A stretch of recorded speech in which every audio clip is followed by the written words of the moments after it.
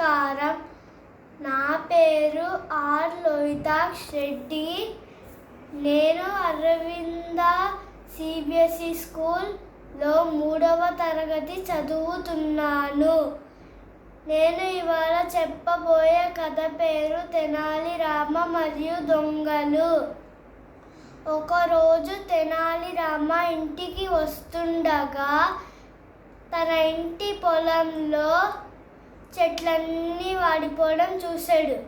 తన మనసులో రేపు ఇద్దరిని చెట్లకు నీళ్లు పోయించడానికి పెట్టుకుందాం అనుకున్నాడు.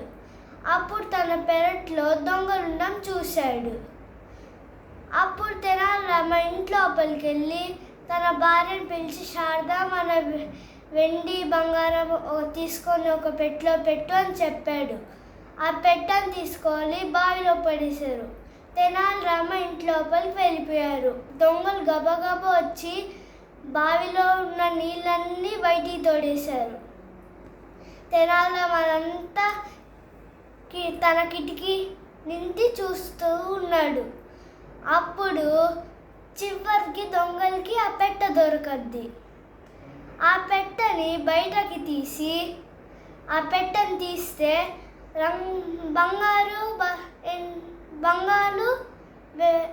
వెండి బదులు రాళ్ళున్నాయి. అప్పుడు దొంగలకు అర్థమైంది, మనం మోసపోయాము, మనకి తెనాలి రామకు తెలుసు,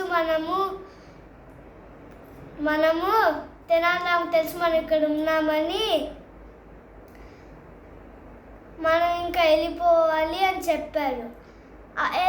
అప్పుడు తెనాలి రామ వచ్చి, నా చెట్లన్నిటికీ నీళ్లు పోసినందుకు సంతోషం అని చెప్పారు అని వాళ్ళు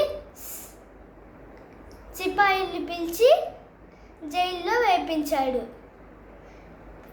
తెనాలి రామ చాలా తెలివిగలవాడు. అందరికీ ధన్యవాదం.